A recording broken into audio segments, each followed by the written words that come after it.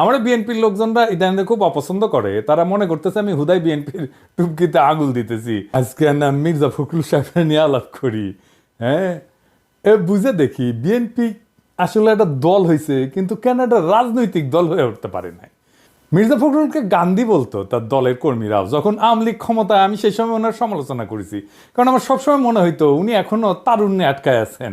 এটা শুনে আবার মনে করেন না যে এটা ভালো। উনি উনার বাম ওরিয়েন্টেশন ছাড়তে পারেন নাই তরুণ বয়সের। উনি 70 দশকের বামের চোখ দিয়া দুনিয়াকে দেখেন। আমি এক্সাম্পল দিই, ওনার এই বক্তব্যের সমালোচনা করেছিলাম। উনি আইএমএফ এর ঋণ নিয়ে কথা বলতে গিয়ে বলছেন ক্ষমতায় টিকতে আইএমএফ এর শর্তে বন্দি সরকার। এটা তো বামেরা কয় আইএমএফ খারাপ, আইএমএফ এর শর্ত খারাপ, এটা নামাই যাবে না, এটা হারাম।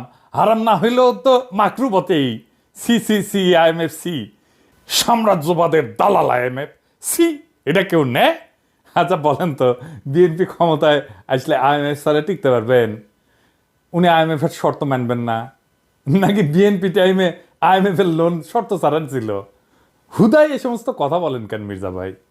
আমরা